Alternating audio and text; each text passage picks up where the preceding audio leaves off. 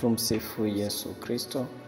Karibu ndugu msikilizaji na mfuatiliaji wa Oratorio Kanosa Media katika tafakari ya neno la Mungu. Leo mama kanisa anatuongoza kuadhimisha kumbukumbu ya waumini marehemu wote, ikiwa kila tarehe 2 ya mwezi Novemba ni siku maalum ya kuombea wale wote waliotangulia katika safari ya imani, ili wapate rehema na pumziko la amani katika uzima wa milele. Siku hii ni mwendelezo wa sikukuu ya watakatifu wote tuliosherehekea siku ya jana tarehe 1 Novemba. Wakati jana tuliposherehekea ushindi wa wale waliomo katika utukufu wa mbinguni, leo tunawakumbuka wale wote ambao bado wako njiani kuelekea katika utukufu huo, wale wanaosafishwa katika huruma ya Mungu. Masomo ya leo yanatualika tuimarishe imani yetu katika ufufuo wa wafu na tuendelee kuonyesha upendo kwa ndugu zetu waliotangulia kupitia sala, misa na matendo ya huruma. Tukumbuke maneno ya Yesu katika Injili ya leo yanaposema, kadiri mlivyomtendea mmoja wa hawa ndugu zangu wadogo, mlinitendea mimi. Siku hii ni kumbukumbu ya waumini marehemu wote na ni ishara ya upendo wa kanisa kwa wanawake wote waliotangulia kufa katika Kristo. Tuimarishe imani yetu katika uzima wa milele na rehema za Mungu. Tuombee ndugu zetu na rafiki zetu waliotutangulia, hasa wale waliokuwa na imani lakini hawakuwa wakamilifu. Siku hii ni siku ya matumaini, si ya hofu. Ni siku ya upendo, si huzuni pekee. Tunaamini kwamba wale waliolala katika Kristo wako salama mikononi mwa Mungu, na ipo siku moja tutakutana nao katika utukufu wa mbinguni. Karibu tusikilize pamoja na tukutafakari pamoja katika siku hii.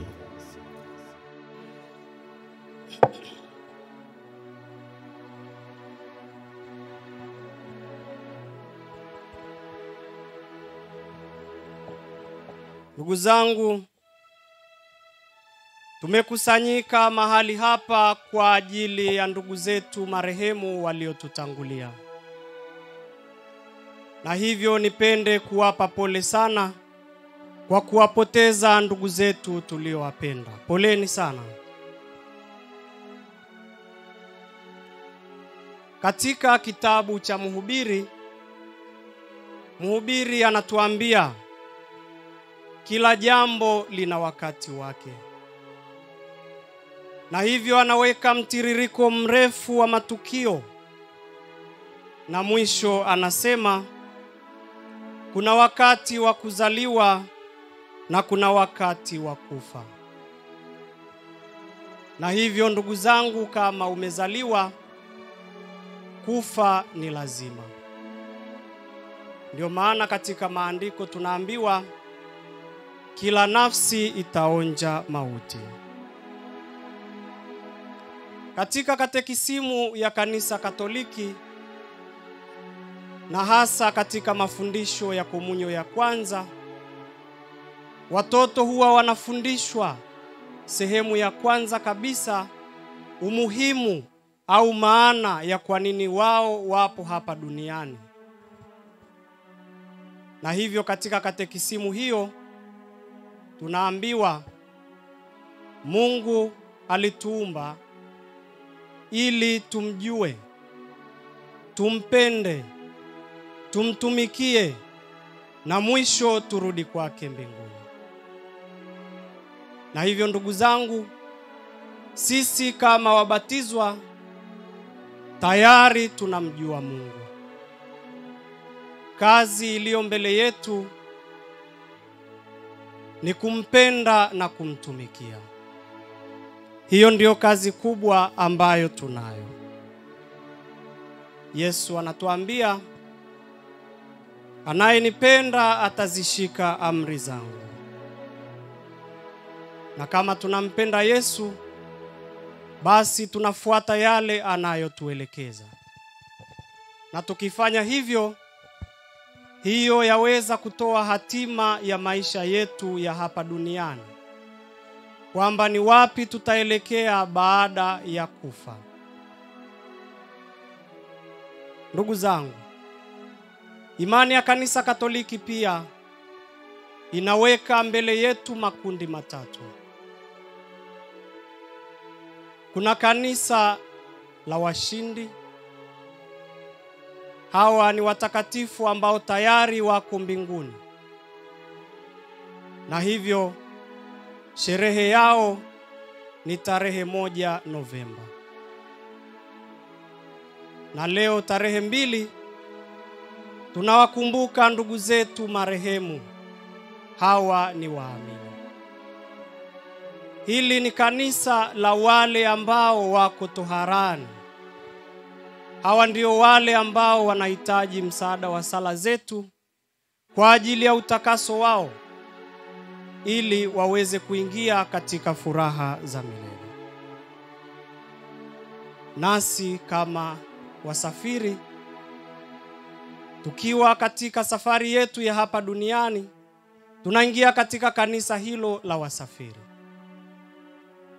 Na hivyo muunganiko wa makanisa haya matatu una umuhimu mkubwa sana katika imani yetu ya Kanisa Katoliki. Hawa watakatifu ambao tayari wako mbinguni wanaunganika na sisi ambao tupo safarini kwa ajili ya kuwaombea ndugu zetu ambao wako toharani. Tunakumbuka na tunaelewa ya kwamba nafasi tulionayo ya kubadilisha maisha yetu na kuchagua hatima ya maisha yetu ni pale tu tunapokuwa hai. Na hivyo baada ya kufa, hakuna chochote ambacho tunaweza kukifanya kurekebisha yale ambayo tuliyafanya tukiwa hai. Na hivyo ndugu zetu hawa ambao wako toharani, sisi wasafiri pamoja na kanisa la washindi tunakuwa kwao kama wadhamini.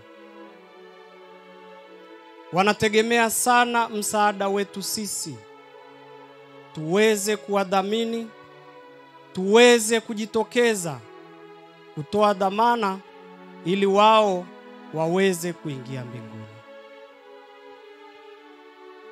Wao kwa namna yao, kwa peke yao, hawana chochote ambacho wanaweza wakakifanya zaidi ya kusubiri kutakasika huko na kuingia mbinguni. Lakini nguvu ya sala, matoleo na matendo mema yetu sisi ambao tupo safarini yaweza kuharakisha kwao kwenda mbinguni. Hawa waliokufa katika hali ya neema, watakatifu hawa hawahitaji chochote, wapo katika ukamilifu. Na hawa wameunganika na Mungu kwa namna ya pekee. Wanatutizama pia sisi tulio safarini, na wanawatizama pia roho za waamini marehemu walioko toharani katika mateso. Wao kazi yao kubwa ni kuziombea hizo roho za waamini marehemu na kutuombea sisi ambao bado tupo safarini. Hawa ndugu zetu, wapendwa wetu ambao wako toharani,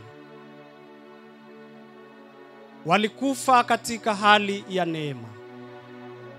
Lakini kuna mapungufu madogo ya hapa na pale, kuna madoa ya dhambi ambayo hawawezi wakaingia mbinguni katika upungufu huo.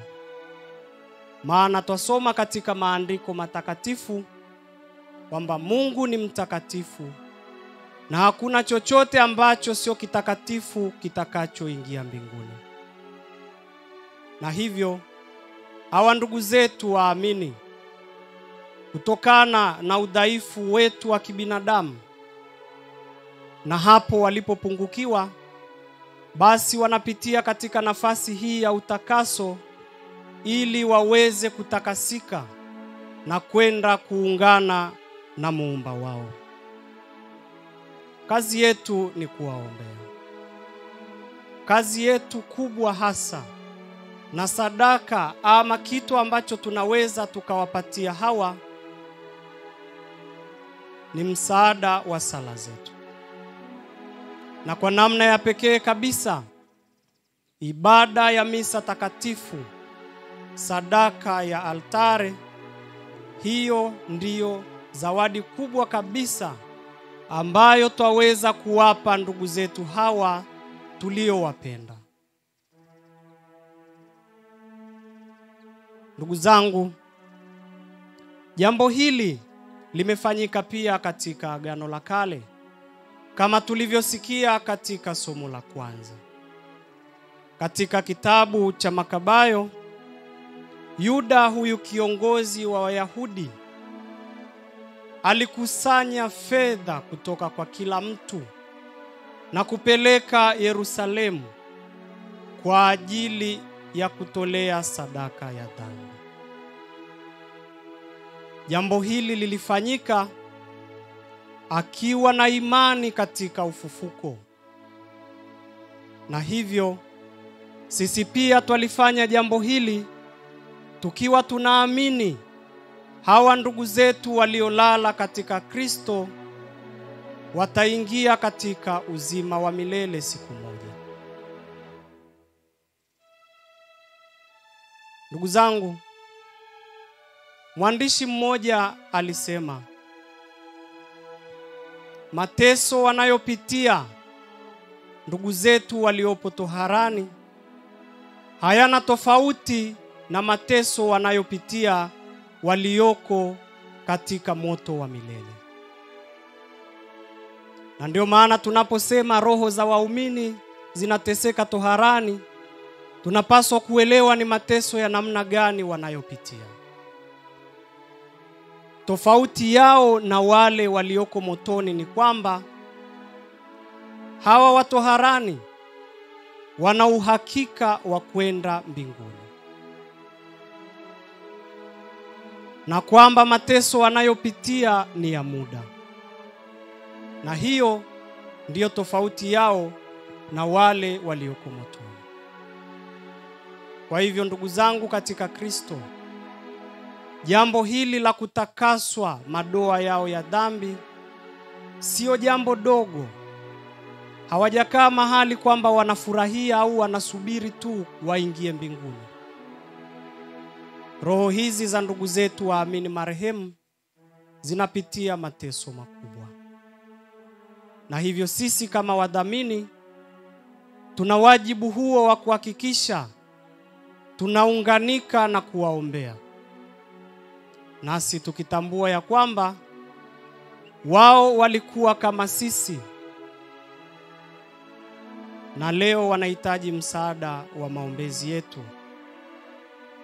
Punde si punde sisi nasi tutakuwa kama wao, nasi pia tutahitaji msaada wa maombezi kutoka kwa wale ambao bado wamebaki katika kanisa hili la wasafiri na kutoka katika kanisa lile la washindi pamoja na malaika. Hao pia watakuwa wadhamini wetu. Lakini jambo zuri ni kwamba tutakapojitahidi kuhakikisha ndugu zetu hawa wanaingia katika uzima wa milele kwa maombezi na sala zetu, wao pia wanageuka kuwa wafadhili wetu. Basi wakishakuwa watakatifu, wanatuombea na sisi pia ambao tuko safarini tuweze nasi kufikia huko waliko. Na hapo ndipo tunapoona umoja ule wa makanisa yale, washindi wanaoteseka toharani na hawa ambao bado ni wasafiri hapa duniani. Muunganiko huo ni mkubwa, na hivyo wote tunatamani kuunganika na wale ambao tayari wapo katika kanisa la washindi mbinguni. tuweze kushiriki katika furaha hizo za milele, katika karamu ile ambayo ameiandaa Bwana, tukiimba, tukiwa tumevaa mavazi meupe, huko ambako hakuna njaa, hakuna kutoka jasho, wala hakuna magonjwa, wala hakuna shida, wala dhiki. Ndugu zangu, hii ni kiu yetu sisi sote. Paulo katika somo la pili anaweka wazi jambo hilo la ufufuo wa wafu. Nasi sote tuamini katika hilo, na ndio maana tumekusanyika mahali hapa kwa ajili ya ndugu zetu hawa ambao tunawaombea. Na hivyo tuendelee kuwaombea. Huo ndio mwito na ndio maana ya sisi kuwepo mahali hapa. Lakini pia upande wa pili tujiulize,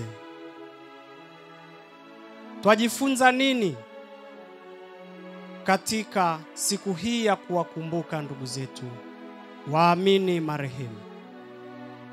Twajifunza nini tunapowaombea hawa ambao roho zao zinateseka toharani? Ndugu zangu katika Kristo,